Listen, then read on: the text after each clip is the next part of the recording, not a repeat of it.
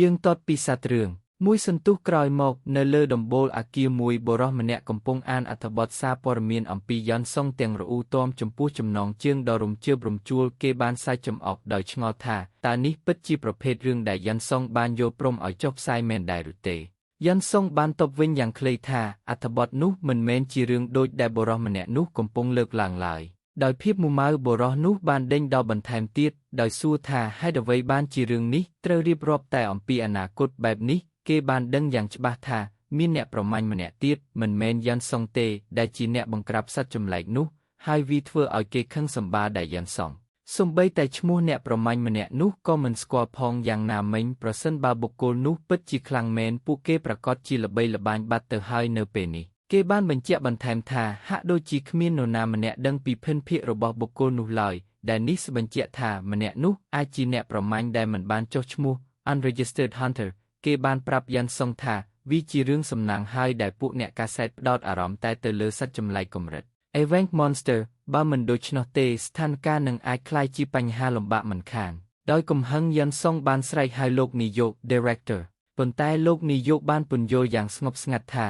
ការព្រមានរបស់លោកគឺដើម្បីល្អសម្រាប់យ៉ាន់សុងខ្លួនឯងប៉ុណ្ណោះដោយលោកបានដាស់តឿនថារឿងនេះអាចបង្កការខូចខាតដល់អាជីពរបស់គេទោះបីជាអ្នកប្រមាញ់ម្នាក់នោះគឺជាកម្រិតAក៏ដោយឲ្យតែបង្ហាញសញ្ញានៃភាពទន់ខ្សោយតែបន្តិចវានឹងក្លាយជាផ្ទាំងស៊ីបសម្រាប់អ្នកដទៃភ្លាមយ៉ាន់សុងដឹងពីរឿងនេះច្បាស់ណាស់ប៉ុន្តែគេនៅតែមិនព្រមទទួលយកកេរ្តិ៍ឈ្មោះក្នុងការចាប់ហ្គោលឹមនោះឡើយផ្ទុយទៅវិញគេបានស្ដាប់ដោយស្ងប់ស្ងាត់រួចក៏សុំទោសនិងពន្យល់ថាគេមានអារម្មណ៍ថាត្រូវតែមានភាពស្មោះត្រង់ក្នុងកែវភ្នែករបស់គេនេះគឺជាអ្វីដែលគេអាចធ្វើបានតិចតួចបំផុតដើម្បីបង្ហាញពីការគោរពចំពោះអ្នកប្រមាញ់ម្នាក់នោះដែលមើលទៅហាក់ដូចជាមនុស្សដែលមិនដើរផ្លូវខុសច្បាប់ឡើយលោកនាយកបានសួរយ៉ាន់សុងថាតើគេពិតជាប្រកាសចិត្តមែនដែរឬទេយ៉ាន់សុងបានតបថាប្រសិនបើអ្នកប្រមាញ់ម្នាក់នោះមានគំនុំគេប្រកាសជាមិនទុកឲ្យខ្លួនមានជីវិតចាក់ចេញមកវិញឡើយគេបានពន្យល់ថាអ្នកប្រមាញ់ម្នាក់នោះគឺជាមនុស្សល្អហើយគេពិតជាចង់តបស្នងសងគុណដល់ម្នាក់នោះមែននៅពេលឃើញយ៉ាន់សុងមានភាពម៉ឺងម៉ាត់បែបនេះលោកនាយកក៏យល់ព្រមតាមបន្ទាប់មកយ៉ាន់សុងក៏បានសុំខ្លួនចាក់ចេញទៅនៅពេលសម្លឹងមើលយ៉ាន់សុងដើរចេញទៅលោកនាយកមិនអាចទប់ចិត្តមិនឲ្យឆ្ងល់ពីអ្នកប្រមាញ់ម្នាក់នេះបានឡើយដែលអាចបង្ក្រាបហ្គោលឹមយ៉ាងងាយស្រួលខណៈដែលក្រុមរបស់យ៉ាន់សុងត្រូវតស៊ូយ៉ាងលំបាកវេទនាបំផុតប្រសិនបើមានអ្នកប្រមាញ់ដ៏ខ្លាំងពូកែនិងមានកិត្តិយសបែបនេះមែនលោកសង្ឃឹមថាថ្ងៃណាមួយនឹងបានជួបគេមិនខាននៅម្ខាងទៀត Kim Jae-reok ដែលជាជនបរទេសរបស់យើងកំពុងដេកនៅលើគ្រែទាំងសម្លឹងមើលទូរស័ព្ទហើយគិតថាមនុស្សលោកគឺជាព្រះមែនកាលពីយប់មិញគេបានដោះសោះ smartphone របស់គេដោយអចេតនាហើយវាបានបើកបែបនោះពេញមួយយប់តែម្ដងគេអាចចូលមើលព័ត៌មានបានដោយសេរីបើទោះបីជាគេមិនមែនជាវណ្ណៈអភិជនក៏ដោយគេបានឆ្ងល់ថាតើទីនេះគឺជាឋានសួគ៌មែនទេគេបានបន្ថែមថាអាស្រ័យដោយបទពិសោធន៍នោះគេទទួលបានព័ត៌មានយ៉ាងច្រើនសន្ធឹកសន្ធាប់ទី1ច្រកទ្វារ Gate ដែលគេបានចូលទៅនោះមិនមែនជាទ្រព្យសម្បត្តិឯកជនឡើយទី2ច្រកទ្វារនីមួយមានកម្រិតនៃការរឹតបន្តឹងការចូលខុសគ្នាដោយសារប្រទេសកូរ៉េគឺជាប្រទេសដែលគ្រប់គ្រងអ្នកដាស់ថាមពល Awakeners យ៉ាងតឹងរ៉ឹងសូម្បីតែការចូលទៅកាន់ច្រកទ្វារមួយក៏ត្រូវមានការអនុញ្ញាតជាមុនដែរអង្គភាពដែលផ្ដល់ការអនុញ្ញាតនេះត្រូវបានគេស្គាល់ថាជាសមាគមអ្នកប្រមាញ់កូរ៉េដែលហៅកាត់ថា Hanyep ចំណុចចុងក្រោយគឺយ៉ាន់សុងមិនមែនជាចោរតូចតាចដែលយាមប្លន់ច្រកទ្វារដែលមានម្ចាស់នោះទេគេមានភាពលើសពីនោះទៅទៀត Kim ស្ទើរតែភាំងស្មារតីនៅពេលដឹងថាយ៉ាន់សុងគឺជាអ្នកប្រមាញ់កម្រិត Event Hunter ដែលវាបានជំរុញឲ្យគេសម្រេចចិត្តថាត្រូវតែទៅយកអាជ្ញាប័ណ្ណអ្នកប្រមាញ់ Hunter's License ជាមុនសិនមួយសន្ទុះក្រោយមកនៅក្នុងព្រៃមួយក្មេងស្រីម្នាក់កំពុងពន្យល់ទៅកាន់ក្រុមមនុស្សអំពីការបណ្ដុះបណ្ដាលសុវត្ថិភាពតាមទ្រឹស្ដីដែលត្រូវបានធ្វើឡើងនៅខាងក្នុងច្រកទ្វារបន្ទាប់មកនាងបានប្រកាសថាឧបករណ៍នឹងត្រូវបានចែកជូនក្នុងពេលឆាប់នេះហើយសូមឲ្យគ្រប់គ្នារងចាំមួយផ្លែត Kim Jae-reok របស់យើងមើលទៅហាក់ដូចជាមិនសូវខ្វល់ខ្វាយអ្វីឡើយសរុបមកគេយល់ពីគោលការណ៍ហើយគឺកុំធ្វើអ្វីផ្ដេសផ្ដាសនៅចំពោះមុខសត្វចម្លែកមន្ត្រីម្នាក់បានហុចឧបករណ៍មួយឲ្យគេហើយ Kim បានសម្លឹងមើលវាដោយភាពងឿងឆ្ងល់ដោយសារតែភ្ញាក់ផ្អើលដែលឃើញ Kim មិនស្គាល់ថាវាជាអ្វីមន្ត្រីម្នាក់នោះបានសួរចំអកថាតើឯងរស់នៅណាពេញមួយជីវិតនឹងនៅលើភ្នំមែនទេឬមួយក៏ឯងមកពីភពផ្សេង Kim បានសង្កេតមើលជុំវិញខ្លួនយ៉ាងរហ័សដោយដឹងថាគេប្រហែលជាបានបញ្ចេញឲ្យគេដឹងថាខ្លួនជាអ្នកក្រៅបាត់ទៅហើយមន្ត្រីម្នាក់នោះបានបន្តទៀតថា នេះគឺជាឧបករណ៍វិភាគមូលដ្ឋាន Basic Analyzer វាប្រើប្រាស់បច្ចេកវិទ្យា Plexiglass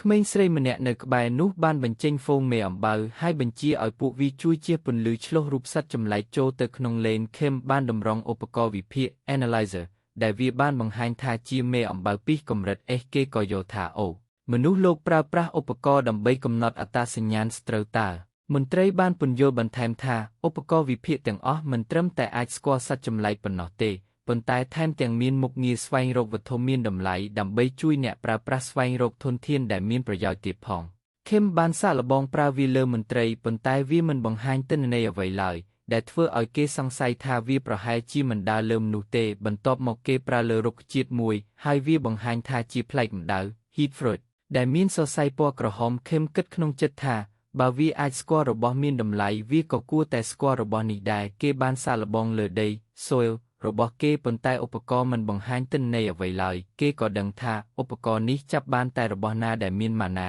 មែនណាប៉ុណ្ណោះទោះបីជាវាមានភាពងាយស្រួលប៉ុន្តែខេមយល់ថាវាមិនទាន់សុក្រិតឡើយព្រោះមានរបស់ខ្លះមានប្រយោជន៍តែគ្មានម៉ាណាដូចជាដីរបស់គេជាដើមមើលទៅដូចជាដីធម្មតាប៉ុន្តែវាមានមន្តអាគមស្រូបយក absorption magic ដែលជាមន្តអាគមមកខេមមានភាពងឿងឆ្ងល់ដែលឃើញគ្មាននរណាម្នាក់ស្គាល់មន្តអាគមស្រូបយកសោះគេបានសួរមន្ត្រីម្នាក់ថាតើអ្នកដាស់ថាមពល Awakeners លេចឡើងដំបូងនៅកូរ៉េតាំងពីពេលណាមន្ត្រីតបថាគឺតាំងពី7ឆ្នាំមុនខេមភ្ញាក់ផ្អើលយ៉ាងខ្លាំងទើបតែ7ឆ្នាំប្រវត្តិមន្តអាគមនៅអូហ្វ្រេមានជាង60,000ឆ្នាំទៅហើយគេមានអារម្មណ៍ថាខ្លួនឯងកំពុងរស់នៅកណ្ដាលពួកមនុស្សសម័យបុរាណដែលមានបច្ចេកវិទ្យាខ្ពស់តែចំណេះដឹងមន្តអាគមនៅទីបំផុតគេបានកាន់ដីមួយក្តាប់ក្នុងដៃទាំងគិតថាគេអាចប្រើវាបានដោយគ្មាននរណាសង្ស័យឡើយការធ្វើជាអ្នកប្រមាញ់ Hunterពិតជាគួរឲ្យទាក់ទាញណាស់ប៉ុន្តែផ្ទុយស្រឡះពីភាពស្រស់ស្អាតដែលបង្ហាញក្នុងប្រព័ន្ធផ្សព្វផ្សាយជីវិតរបស់អ្នកប្រមាញ់កម្រិតទាបគឺប្រៀបដូចជាសុបិនអាក្រក់ក្នុងលោកីអញ្ចឹងអ្វីដែលកាន់តែអាក្រក់នោះគឺជើងម្ខាងនៃរាងកាយដែលគេកំពុងស្ថិតនៅ vessel បានរងរបួសធ្វើឲ្យគេមិនអាចប្រើមន្តអាគមបានតតែសោះខណៈដែលលុយកាក់កាន់តែខ្សត់ខ្សោយហើយការដាច់ពោះស្លាប់កំពុងតែគំរាមកំហែងម្ដងទៀតគេត្រូវតែរកវិធីថ្មីដើម្បីរកលុយឲ្យបានមុនពេលយឺតពេលសម្រាប់ពេលនេះគេបានប្រមូលផ្ដុំម៉ាណាមែនណាបានមួយចំនួនធំដោយប្រើមន្តអាគមស្រូបយក absorption magic តាមរយៈការរកឃើញរបស់គេវាហាក់ដូចជាមានសត្វចម្លែកនៅលើផែនដីដែលអាចកម្ចាត់បានដោយសមត្ថភាពនេះប៉ុន្តែពួកវារស់នៅក្នុងច្រកទ្វារកម្រិត Seven Gates ខណៈដែលគេត្រូវបានចាត់ចូលក្នុងកម្រិត S rank ដែលជាហេតុធ្វើឲ្យគេត្រូវហាមឃាត់មិនឲ្យចូលបន្ថែមលើនេះគេមានអារម្មណ៍មិនសូវស្រួលចិត្តក្នុងការប្រើមន្តអាគមស្រូបយកដើម្បីប្រមូលម៉ាណាដោយមិនទាន់យល់ដឹងច្បាស់ពីផែនដីហើយការពិតដែលថារាងកាយនេះស្ថិតក្នុងកម្រិត S កាន់តែបន់ថែមការលំបាកដល់គេរំពេចនោះទូរស័ព្ទរបស់គេក៏រោទឡើងយ៉ាងខ្លាំងធ្វើឲ្យគេភ្ញាក់ព្រឺតវាគឺជាសារអាសន្នគ្រោះមហន្តរាយអំពីការបាក់ច្រកទ្វារ Dungeon Break ទាំងងឿងឆ្ងល់គេបានប្រញាប់ពាក់អាវធំរួចស្ទុះចេញពីផ្ទះព្រោះចង់ឃើញភាពវឹកវរនោះដោយផ្ទាល់ភ្នែកមនុស្សគ្រប់គ្នាកំពុងរត់ចេញពីតំបន់នោះដោយសារការបាក់ច្រកទ្វារគេបានដើរទៅមុខសម្ដៅទៅរកហ្វូងមនុស្សហើយក៏ចាប់អារម្មណ៍ឃើញប៉មដ៏ខ្ពស់មួយដែលមានសត្វចម្លែកកម្រិត A rank Monster នៅពីលើនោះស្រាប់តែមានម្នាក់រុញគេចេញបណ្ដាលឲ្យគេជំពប់ជើងបុរសដែលបានរុញគេនោះបានសើចចំអកថាខ្ញុំគ្រាន់តែប៉ះតិចតួចសោះពួកឯងទេដែលមកបង្កបញ្ហាដោយដើរពាំងផ្លូវរួចគេបន្ថែមទាំងពេបជ្រីថាតើឯងធ្វើមុខបែបនឹងចង់មានរឿងមែនទេខេមបានត្រឹមតែស្រងាកចិត្តព្រោះគេគ្រាន់តែឈរសង្កេតមើលភាពវឹកវរជុំវិញខ្លួនតែប៉ុណ្ណោះបុរសនោះនិយាយទៀតថាឯងនេះចរិតមិនធម្មតាទេរួចក៏ប្រាប់ខេមថាគេគឺជាអ្នកប្រមាញ់ខណៈដែលខេមគ្រាន់តែជាមនុស្សធម្មតាដែលមកដើរលេសលឺនៅទីនេះខេមបានតបវិញថាគេក៏ជាអ្នកប្រមាញ់ដែរហើយមកទីនេះក្នុងគោលបំណងដូចគ្នាបុរសនោះសួរពីកម្រិតរ៉េងហើយគេក៏តបថាកម្រិត S សំឡេងសើចរបស់បុរសនោះធ្វើឲ្យខេមមានអារម្មណ៍ច្របូកច្របល់ចំពោះប្រតិកម្មដែលមិននឹកស្មានដល់នេះបន្ទាប់មកគេក៏ឃើញឧទ្ធម្ភាគចក្រជាច្រើនមកដល់ហើយបើកការប្រយុទ្ធយ៉ាងសាហាវជាមួយសត្វចម្លែកស្រាប់តែឧទ្ធម្ភាគចក្រមួយត្រូវបានវាយប្រហារហើយធ្លាក់ចុះមកដីទាំងអណ្ដាតភ្លើងភ្លាមនោះអ្នកប្រមាញ់ជំនួយបានសម្រុកទៅកាន់កន្លែងកើតហេតុសត្វចម្លែកបានព្យាយាមបំបែកកញ្ចក់អគារខណៈដែលមនុស្សម្នេរប្រជ្រៀតគ្នារត់គេចទាំងស្លន់ស្លោវាធ្វើបានសម្រេចដោយបានលូកអណ្ដាតចេញមកចាប់យកជនស៊ីវិល2នាក់រួចអូសពួកគេចេញពីអគារស្របពេលដែលមានសម្រែកភ័យរន្ធត់ចំពេលនោះដែរការវាយប្រហារយ៉ាងរហ័សមួយបានកាត់ផ្ដាច់អណ្ដាតសត្វចម្លែកនោះ ធ្វើឲ្យជនស៊ីវិលដែលភ័យខ្លាចទាំងនោះមានសេរីភាពវិញដោយដឹងថាសត្វចម្លែកកំពុងព្យាយាមរត់គេចទៅក្រោមប៉មយ៉ាន់ស៊ុនបានស្រែកប្រាប់គ្រប់គ្នាស្ត្រីម្នាក់បានតម្រង់ធ្នូរួចបញ្ចេញព្រួញមួយគ្រាប់ទៅចំកន្ទុយសត្វចម្លែកកាត់ផ្ដាច់វាចោលនិងរារាំងការរត់គេចរបស់វាយ៉ាន់ស៊ុនបានលោតចុះមកក្រោមវាប្រហារសត្វនោះយ៉ាងខ្លាំងនៅពេលសត្វចម្លែកដួលទៅលើដីគេបានបន្ថែមនៅកណ្ដាប់ដៃដ៏ធ្ងន់មួយទៀតសម្រាប់វាភ្លាមពួកគេចាប់វាបានហើយយ៉ាន់ស៊ុនបានដើរមករកខឹមហើយភាពរំភើបជុំវិញពួកគេក៏កាន់តែខ្លាំងខណៈដែលគ្រប់គ្នាចង់បានហត្ថលេខារបស់គេខឹមបានរៀនសូត្ររឿងម្យ៉ាងពីការស្រាវជ្រាវនាពេលថ្មីនេះថានៅក្នុងពិភពលោកនេះអ្នកប្រមាញ់កម្រិត Event Hunters គឺជាសមាជិកឥស្សរជនកម្ពុជា3នៃអ្នកដាស់ថាមពលទាំងអស់ពួកគេគឺជាកម្លាំងដ៏ខ្លាំងក្លាដែលរួមចំណែកយ៉ាងសំខាន់ដល់សុវត្ថិភាពទីក្រុងនិងជា idol របស់សាធារណជនហ្វូងមនុស្សជុំវិញគេបានស្រែកហូដោយភាពរំភើបនិងរុញច្រានគ្នារហូតធ្វើឲ្យខេមមានអារម្មណ៍មិនស្រួលរំពេចនោះយ៉ាន់ស៊ុនបានស្រែកហៅគេទាំងចាប់ដៃរបស់គេជាប់ហើយថ្លែងអំណរគុណយ៉ាងខ្លាំងដោយរំលឹកដល់ហេតុការណ៍នៅច្រកទ្វារ Gateកាលពីលើកមុនដែលគេបានមកជួយសង្គ្រោះខ្លួនផ្ដើមនឹកឃើញភ្លាមថាមិនឆ្ងល់សោះថាហេតុអ្វីបានជាយ៉ាន់ស៊ុនមើលទៅដូចជាសាំភ្នែកម្លេះយ៉ាន់ស៊ុនបានសួរគេថាតើបងនៅជាមួយក្រុមនេះដែរឬទេគេបានចាប់អារម្មណ៍ឃើញខេមលួចសម្លឹងមកកាន់គេមុននេះជាមួយនឹងទឹកមុខស្មើធេងបែបនេះទើបធ្វើឲ្យខេមគិតថាយ៉ាន់ស៊ុនកំពុងខឹងប៉ុន្តែតាមពិតទៅយ៉ាន់ស៊ុនគ្រាន់តែសង្កេតមើលគេតែប៉ុណ្ណោះខេមមានអារម្មណ៍ធូរស្រាលយ៉ាងខ្លាំងនៅពេលដែលយ៉ាន់ស៊ុនបដូរប្រធានបទសន្ទនាដោយឆ្លៀតឱកាសក្នុងស្ថានភាពនេះយ៉ាន់ស៊ុនបានណែនាំខ្លួនជាផ្លូវការថាខ្ញុំឈ្មោះយ៉ាន់ស៊ុនបើមិនជាការរំខានពេកទេតើបងឈ្មោះអ្វីដែរគេក៏បានតបវិញថាខេមខេរ៉ូដោយមានអារម្មណ៍ថាជាឱកាសល្អដើម្បីឆ្វេងយល់ឲ្យកាន់តែស៊ីជម្រៅយ៉ាន់ស៊ុនក៏បានចោទសួរទៅកាន់ខេមខេរ៉ូព្រោះគេពិតជាចង់តបស្នងសងគុណដល់បងប្រុសខេរ៉ូហាងខ្លាំងណាស់ទោះបីជាគេដឹងថាខេរ៉ូប្រហែលជាមិនមានអារម្មណ៍បែបនេះក៏ដោយប៉ុន្តែតើមានជំរឿអ្វីផ្សេងទៀតទេភាពមិនស្រណុកចិត្តបានតាមលងបន្លាចគេតាំងពីពេលដែលខេរ៉ូបានបាត់ខ្លួនទៅជាពិសេសដោយសារបុរសម្នាក់នេះគឺជាអ្នកជួយសង្គ្រោះជីវិតរបស់គេខឹមជេរ៉ូមិនអាចទប់ចិត្តមិនឲ្យនឹកឃើញកាលពីពេលនោះបានឡើយដែលគេគ្រាន់តែព្យាយាមរត់គេចខ្លួនទាំងត្រដាបត្រដួសព្រោះខ្លាចប៉ូលីសចាប់ខ្លួនវាគ្មានអ្វីចម្លែកទេដែលអ្នកប្រមាញ់កម្រិតចង់តបស្នងសងគុណវិញបែបនេះដោយមានពន្លឺនៃភាពរំភើបយ៉ាន់ស៊ុនត្រូវបានប្រាប់ថាពិតជាមានរឿងម្យ៉ាងដែលគេអាចជួយបានខេរ៉ូហាងបានបង្ហាញទីតាំងមួយនៅលើទូរស័ព្ទរបស់គេរួចសួរយ៉ាន់ស៊ុនថាតើអាចចូលរួមជាមួយគេនៅច្រកទ្វារ Gate មួយផ្លេតបានទេមិនយូរប៉ុន្មានពួកគេក៏បានមកដល់ Dungeon ដែលមានលក្ខណៈដូចជាព្រៃឈើយ៉ាងណាមិញយ៉ាន់ស៊ុនបែរជាមានទឹកមុខមិនសូវល្អតាំងពីមកដល់ដែលធ្វើឲ្យខឹមជេរ៉ូសួរថាមានរឿងអ្វីកើតឡើងយ៉ាន់ស៊ុនបានត្រឹមតែតបថាអត់មានអីទេប៉ុន្តែជេរ៉ូបានជំរុញថាតោះប្រញាប់ឡើងបន្តិចទៅយ៉ាងណាក៏ដោយយ៉ាន់ស៊ុននៅតែមិនអាចរលាស់ចោលនៅគំនិតដែលថាហេតុអ្វីបានជាអ្នកប្រមាញ់ដ៏អស្ចារ្យដូចជាខេរ៉ូហាងបែរជាត្រូវការជំនួយពីគេទៅវិញមុននេះបន្តិចយ៉ាន់ស៊ុនបាននិយាយទាំងរំភើបថាវាជាកិត្តិយសណាស់ដែលបានចូលច្រកទ្វារជាមួយមនុស្សដូចជាបងតើបងមកទីនេះដើម្បីប្រមូលវត្ថុធាតុដើមមែនទេប៉ុន្តែខឹមខេរ៉ូធ្វើឲ្យគេភ្ញាក់ផ្អើលដោយតបថាគេមកទីនេះដើម្បីបរបាញ់សត្វចម្លែកដោយភាពស្រងាកចិត្តយ៉ាន់ស៊ុនបានសារភាពថាគេសង្ឃឹមថានឹងបានរៀនសូត្រអ្វីម្យ៉ាងពីខេរ៉ូទោះបីជាគេចង់បញ្ជាក់ឲ្យច្បាស់ថាគេប្រហែលជាយល់ច្រឡំពីបំណងរបស់ខេរ៉ូក៏ដោយព្រោះខឹមខេរ៉ូគ្រាន់តែជាអ្នកប្រមាញ់កម្រិតClass Hunter ប៉ុណ្ណោះដូច្នេះខឹមខេរ៉ូបានសង្ឃឹមថាគេអាចពឹងផ្អែកលើយ៉ាន់ស៊ុនក្នុងនាមជាអ្នកគាំទ្រ supporter របស់គេប៉ុន្តែយ៉ាន់ស៊ុនបានស្រឡាំងកាំងនៅពេលឃើញការសម្គាល់ខ្លួនរបស់ខឹមខេរ៉ូគេគិតក្នុងចិត្តថាមិនអាចទៅរួចទេបងពិតជាកម្រិតមែនឬមានពាក្យចាំអារ៉ាមថាអ្នកដាស់ធម្មពលកម្រិតមធ្យមនិងកម្រិតខ្ពស់មួយចំនួនបានលបលួចកែប្រែទិន្នន័យកម្រិតរបស់ខ្លួនយ៉ាន់ស៊ុនសង្ស័យថាខេរ៉ូហាងប្រហែលជាលាក់បាំងកម្រិតពិតប្រាកដរបស់ខ្លួនដើម្បីជៀសវាងការគ្រប់គ្រងរបស់សមាគមមិនយូរប៉ុន្មានពួកគេបានមកដល់កន្លែងដែលមានកំអែលភ្នំភ្លើងនិងសត្វចម្លែកម្យ៉ាងហៅថា Flame Spitter សត្វព្រោះភ្លើងយ៉ាន់ស៊ុនពន្យល់ថាវាជាសត្វប្រជាភ្លើងដែលដំបូងឡើយរកឃើញនៅ Ohio ហើយឈ្មោះពិតរបស់វាគឺ Firebat ប៉ុន្តែដោយសារកំហុសក្នុងការបកប្រែនៅកូរ៉េទើបវាក្លាយជាឈ្មោះ Flame Spitter វិញខណៈដែលហ្វូងប្រជៀវសម្រុកមកវាប្រហារខឹមខេរ៉ូបានយកដីចេញពីហោប៉ៅរួចបាចទៅលើពួកវាបណ្ដាលឲ្យពួកវាឆេះស្លាប់ភ្លាមយ៉ាន់ស៊ុនឆ្ងល់យ៉ាងខ្លាំងក៏សួរថាហេតុអ្វីបានជាបងប្រើតែរបស់របរជំនួសវិញបងអាចកម្ចាត់សត្វកម្រិតស៊ីទាំងនេះដោយដៃទេបានតើខឹមគិតក្នុងចិត្តថាតើម្នាក់នេះមិនចេះមើលកាត់សមាជិកខ្ញុំទេអីប៉ុន្តែដើម្បីលាក់បាំងចំណុចខ្សោយគេក៏បង្កើតទ្រឹស្ដីបោកបញ្ឆោតមួយថាធម្មពលដែលយើងទទួលបានមកនេះ វាមិនមែនកើតចេញពីការខិតខំប្រឹងប្រែងទេវាកើតឡើងដោយគ្មានហេតុផលដូច្នេះវាក៏អាចបាត់បង់ទៅវិញដោយគ្មានហេតុផលដែរខ្ញុំមិនចង់ពឹងផ្អែកលើវាពេកទេគឺត្រូវត្រៀមខ្លួនសម្រាប់ថ្ងៃដែលយើងប្រាអាគមមិនកើតជាមួយនឹងទឹកមុខព្រួយបារម្ភនិងភ័យស្លន់ស្លោយ៉ាន់ស្វុនបានគិតក្នុងចិត្តថាសម្ដីនេះហាក់ដូចជាមិនសមហេតុផលសោះប៉ុន្តែដោយសារតែគេមានការគោរពចំពោះខឹមយេរ៉េបខ្លាំងពេកទើបគេសម្រេចចិត្តជឿតាមសម្ដីនោះដោយញី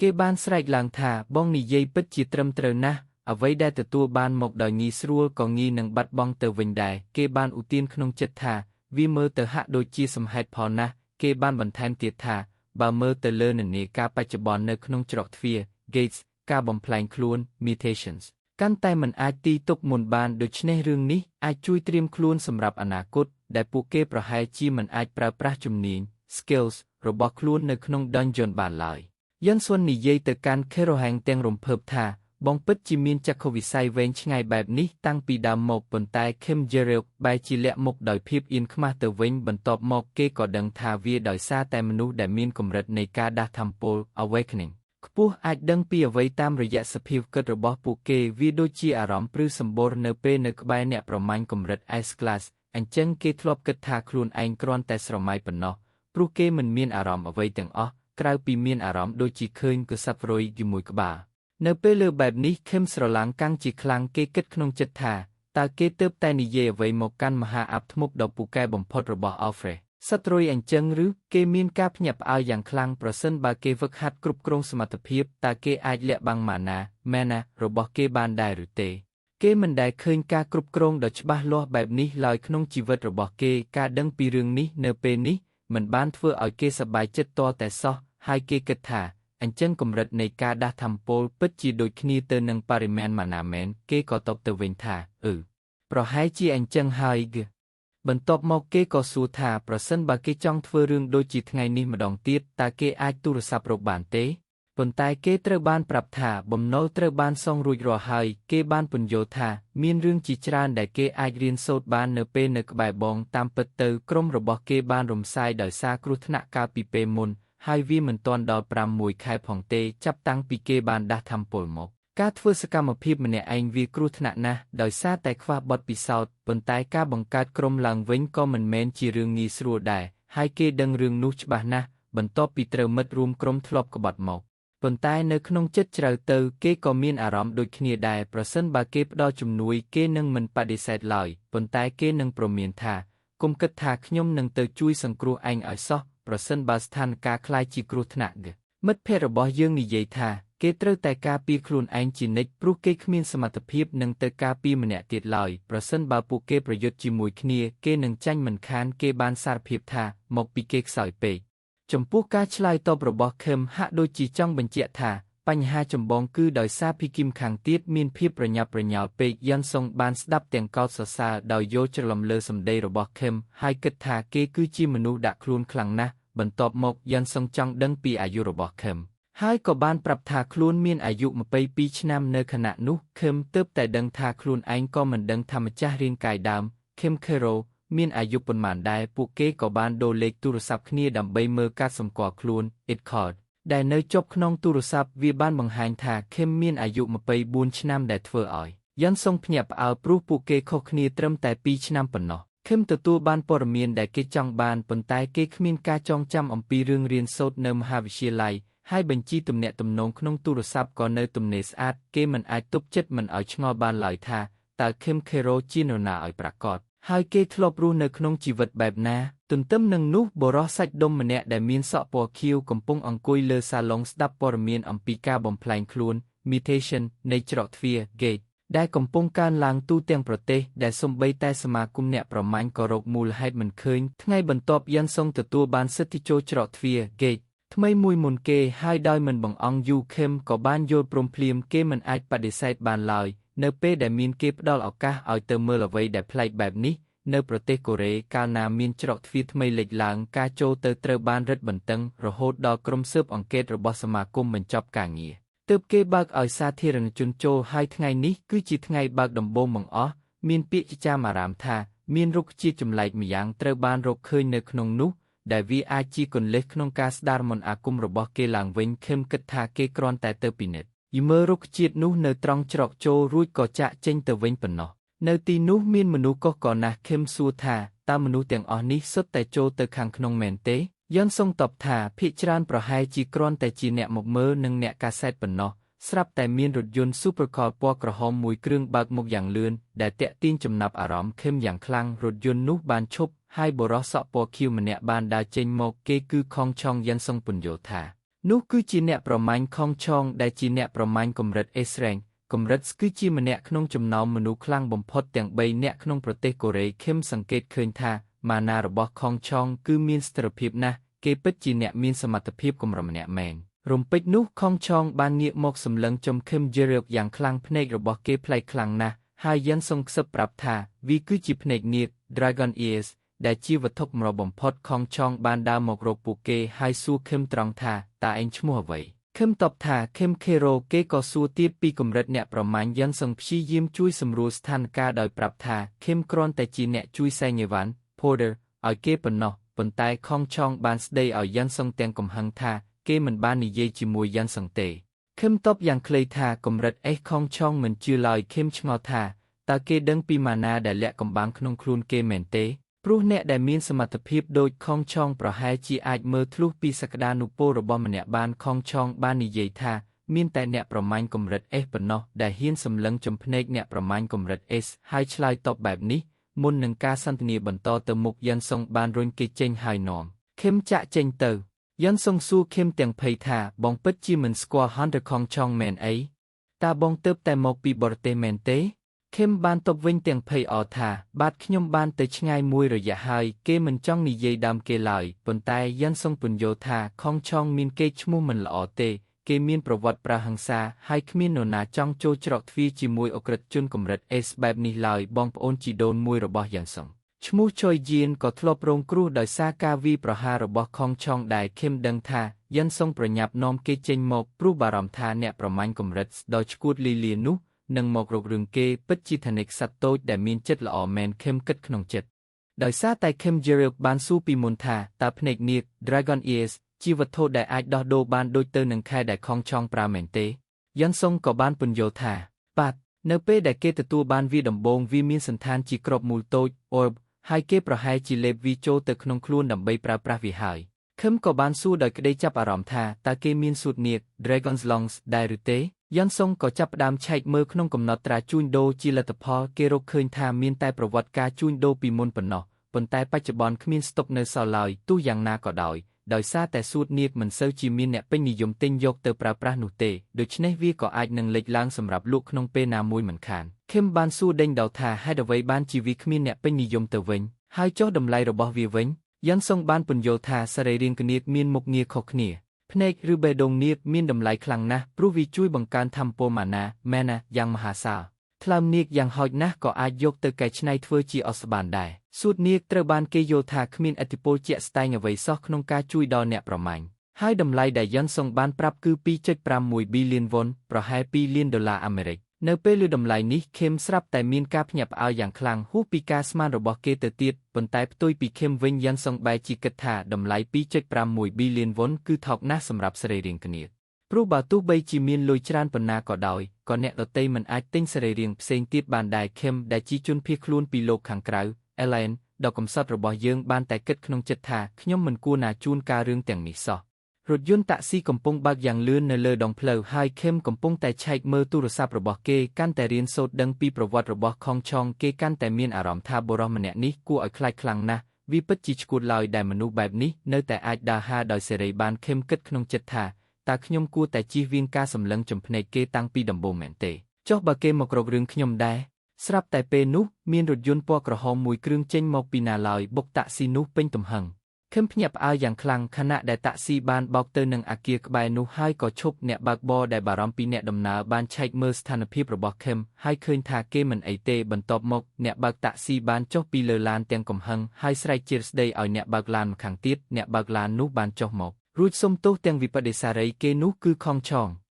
ងបានពន្យល់ថាដោយសារតែខានបើកបរយូរពេកទើបគេច្រឡំជាន់កែជំនួសហ្វ្រាំងខឹមងឿងឆ្ងល់ជាខ្លាំងដែលឃើញខងឆងនៅទីនេះខងឆងមិនចង់បញ្ចប់រឿងដោយញីបែបនេះទេគេក៏បានសុំលេខទំនាក់ទំនងពីខឹមលួចឆ្ងល់ក្នុងចិត្តថា តើមនុស្សម្នាក់ត្រូវបើកបរអន់កម្រិតណាទើបអាចបុកគ្នានៅលើផ្លូវដ៏ស្ងាត់ជ្រុងខុសធម្មតាបែបនេះបានខណៈនោះខុងឆងបានហុចលុយមួយចំនួនឲ្យអ្នកបើកតាក់ស៊ីហើយអ្នកបើកតាក់ស៊ីក៏បានអរគុណគេយ៉ាងខ្លាំងខឹមឆ្ងល់ថាតើលុយនោះច្រើនប៉ុណ្ណាទៅណាខុងឆងសុំលេខទូរស័ព្ទខឹមដោយប្រាប់ថាគេទើបតែចាយលុយសុទ្ធអស់ដូច្នេះពួកគេត្រូវដោះស្រាយថ្លៃព្យាបាលតាមក្រោយបន្តិចម្ដងខឹមមិនច្បាស់ថាខុងឆងចង់មានន័យថាដូចម្ដេចឡើយប៉ុន្តែគេស្មានថាប្រហែលជានេះជារបៀបដែលគេដោះស្រាយគ្រោះថ្នាក់ចរាចរណ៍ធម្មតាហើយគេគិតថាវាគ្រាន់តែជាលេខទូរស័ព្ទគ្មានបញ្ហាអ្វីទេក៏ហុចទូរស័ព្ទឲ្យទៅខុងឆងតាមពិតទៅខុងឆងគឺជាកូនប្រុសតែម្នាក់របស់ម្ចាស់ក្រុមហ៊ុនដ៏ល្បីល្បាញដែលកើតមកលើគំនោមាសគំនោប្រាក់គេបានក្លាយជាអ្នកប្រមាញ់ប៉ុន្តែក្រោយមកក៏មានប្រវត្តិប្រើហិង្សាធ្ងន់ធ្ងរគេរំពឹងថាដោយសារមានលុយច្រើនបែបនេះគេរំពឹងថាខុងឆងនឹងជួលមេធាវីពូកែដើម្បីជួយឲ្យគេរួចខ្លួនពីសំណាញ់ច្បាប់ប៉ុន្តែផ្ទុយទៅវិញគេបែរជាត្រូវបានកាត់ទោសឲ្យជាប់ពន្ធនាគារទៅវិញមានសក្ខីកម្មរាប់មិនអស់នៅលើបណ្ដាញអ៊ីនធឺណិតបានលើកឡើងថាខុងឆងធ្លាប់បានធ្វើបាបអ្នកដទៃយ៉ាងព្រៃផ្សៃយ៉ាងណាមិញក៏មានបញ្ហាកាន់តែធំមួយទៀតដែរគឺឪពុកម្ដាយរបស់គេបានស្លាប់កាលពីប៉ុន្មានឆ្នាំមុនក្នុងអំឡុងពេលមានហេតុការណ៍បាក់ច្រកទ្វារ Dungeon Break ភ្លាមបន្ទាប់ពីហេតុការណ៍នោះខុងឆងបានលក់ភាគហ៊ុនទាំងអស់ដែលគេទទួលបានជាមរតកពីក្រុមហ៊ុនគ្រួសារគេបានរំលាយអាជីវកម្មគ្រួសាររបស់គេស្ទើរតែទាំងស្រុងមនុស្សម្នាបានយកពេលវេលានៃការដាស់ថាមពល Awakening ដ៏មិនច្បាស់លាស់របស់គេមកធ្វើជាលេសហើយពាក្យចាមអារាមក៏ចាប់ផ្ដើមរីករាលដាលថាខុងឆងបានប្រើអំពើហិង្សាដោយសារតែរឿងលុយកាក់ប៉ុន្តែរហូតមកដល់ពេលនេះវានៅតែមិនទាន់មានភស្តុតាងច្បាស់លាស់ថាជាការរឹតពិតឡើយខុងឆងបានសួរខេមថាតើថ្ងៃនេះគេកំពុងធ្វើដំណើរទៅមើលថៃក្មេងស្រីម្នាក់នោះទៀតមែនទេ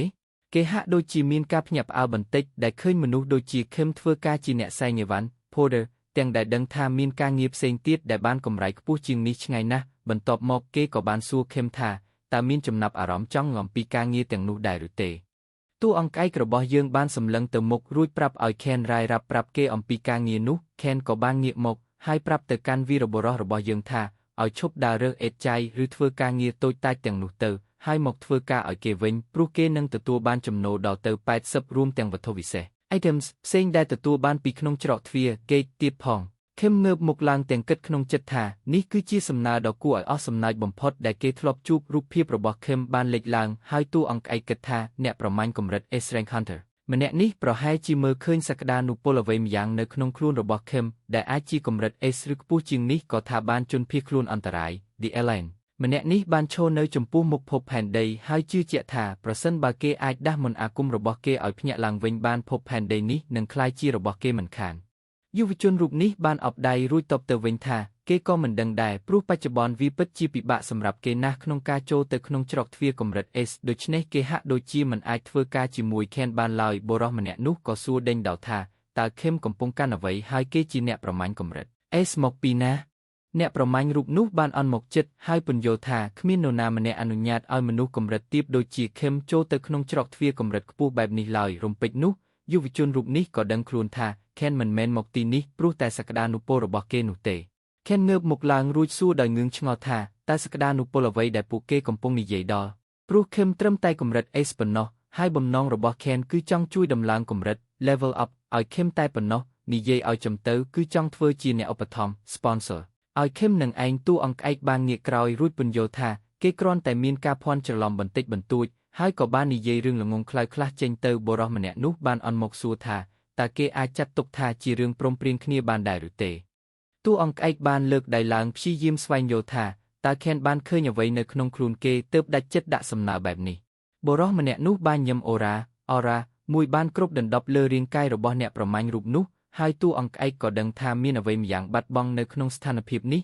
នៅក្នុងអគារមួយនៅកណ្ដាលក្រុងជាមួយនឹងរោគពីដ៏ស្ងប់ស្ងាត់ខេងយ៉េងហូបានរៀបរាប់រឿងរ៉ាវប្រាប់ទៅយូនេថាខ្ញុំបានប្រាប់គេថាខ្ញុំមានការណាត់ជួបជាមួយឯងហើយក៏ចាក់ចេញមកភ្លាមប៉ុន្តែបើគិតថយក្រោយទៅវាហាក់ដូចជាអាម្នាក់ចង្រៃនោះបង្កគ្រោះថ្នាក់ដោយចេតនាប្រហែលជាផ្នែកមួយនៃគម្រោងសងសឹករបស់វានៅពេលលើបែបនេះយ៉ាន់ក៏បានយល់ស្របភ្លាមថាវាជាការពិតដែលថាគេគោលដៅតែលើអ្នកប្រមាញ់ Huntersខ្លាំងប៉ុណ្ណោះខ្ញុំស្មានថាខ្ញុំអាចជៀសផុតពីបញ្ហាបានក៏ដោយសារតែបងដែរបងខេរីលឲ្យសំបីតែអ្នកកម្រិត A rank ដូចជាខ្ញុំក៏អាចក្លាយជាគោលដៅរបស់វាបានដែរ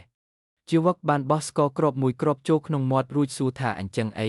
ភ្នែករបស់យ៉ាន់ចាប់ផ្ដើមភ្លឺថ្លាឡើងរួចនិយាយថាមានតួអង្គឯកដែលមានសមត្ថភាពលើសលប់ overpowered ដូចជាបងនៅក្បែរខ្ញុំនឹងមិនសូវលេចធ្លោទៀតទេប្រសិនបើខេងយ៉េងហូធ្វើបែបនោះមែនបងប្រហែលជាវឹកមិនបានខ្វល់នឹងសម្ដីរបស់គេឡើយដោយកំពុងលិចលង់ក្នុងគំនិតផ្ទាល់ខ្លួនថាតើខ្ញុំគួរធ្វើអ្វីទៅហើយប៉ូលីសទេប៉ុន្តែតើខ្ញុំត្រូវនិយាយថាអីទៅវិញគេបានស្រមៃពីការសន្ទនាជាមួយប៉ូលីសថាមានអ្នកប្រមាញ់កម្រិត S ម្នាក់ប្រាប់ថានឹងការពារខ្ញុំឲ្យមានសុវត្ថិភាពហើយផ្ដល់វត្ថុពិសេសនោះឲ្យខ្ញុំជាវឹកក្រវីក្បាលទាំងមួយម៉ៅរួចគិតថាបំភ្លេចវាចោលទៅត្រូវហើយពួកគេប្រកាសជាមិនខ្វល់ពីរឿងនេះឡើយរំពេចនោះយាណងក៏បាននិយាយឡើងហើយសួរគេថាអូត្រូវហើយបងខេរីអូតើបងបានមើលទូរទស្សន៍ព្រឹកមិញទេកាលពីឆ្នាំមុនប្រទេសកូរ៉េខាងត្បូងជាប់ចំណាត់ថ្នាក់លេខ2ក្នុងការវិតម្លៃឧត្តមភាពនៃការគ្រប់គ្រងច្រកទ្វារ Gate Management ទោះបីជាការបំផ្លាញខ្លួនខុសធម្មតានៅតែជាបញ្ហាធ្ងន់ធ្ងរប៉ុន្តែចំនួនជនស៊ីវិលដែលរងគ្រោះបានថយចុះយ៉ាងខ្លាំងព័ត៌មានបានចុះផ្សាយថាមនុស្សជាតិនឹងអាចយកឈ្នះគ្រោះមហន្តរាយដែលហៅថាច្រកទ្វារ Gates នេះបានក្នុងពេលឆាប់ជាវឹកសម្លឹងមើលគេទាំងកោតសរសើររួចគិតក្នុងចិត្តថាម្នាក់នេះពិតជាមានសមត្ថភាពជ្រើសរើសប្រធានបទនិយាយមែនសូម្បីតែខ្ញុំក៏ឆ្ងល់ពីគំនិតនៃច្រកទ្វារនេះដែរវាហាក់ដូចជាពិភពតូចមួយនៃបទពិសោធន៍ផ្ទាល់ខ្លួនរបស់ខ្ញុំអញ្ចឹងជាពិសេសគឺរឿងការចាប់ជាថ្មីរបស់ខ្ញុំកាលពីថ្ងៃមួយក្នុងឆ្នាំ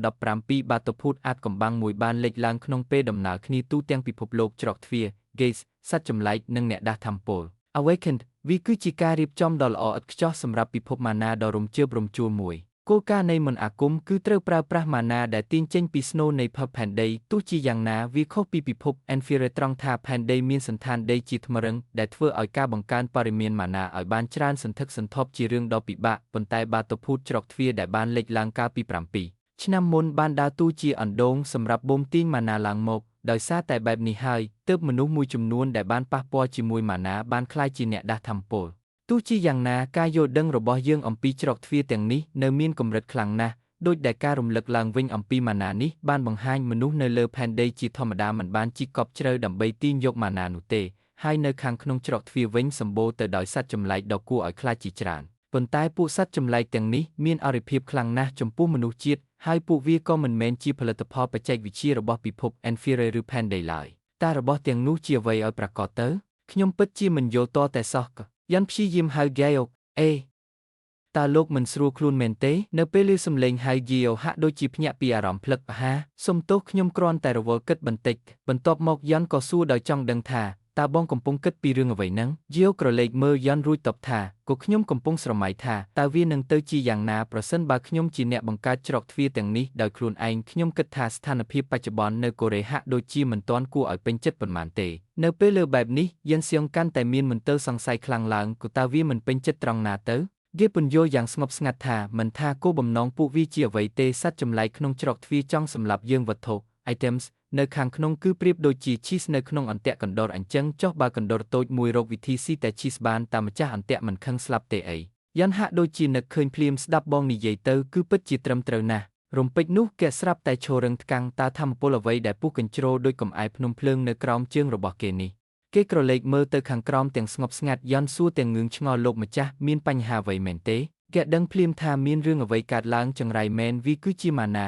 គេស្រែកឡើងទាំងស្លន់ស្លោយ៉ាន់សៀងក៏ចាប់ផ្ដើមភ័យដូចគ្នាតើវាជាអ្វីទៅលោកម្ចាស់យីយ៉ូត្រូវបានស្រូបចូលក្នុងរលកម៉ាណាទាំងជាតិក្នុងចិត្តថាដាច់ខាតមែនខ្ញុំត្រូវបានគេអូសចូលទៅហើយ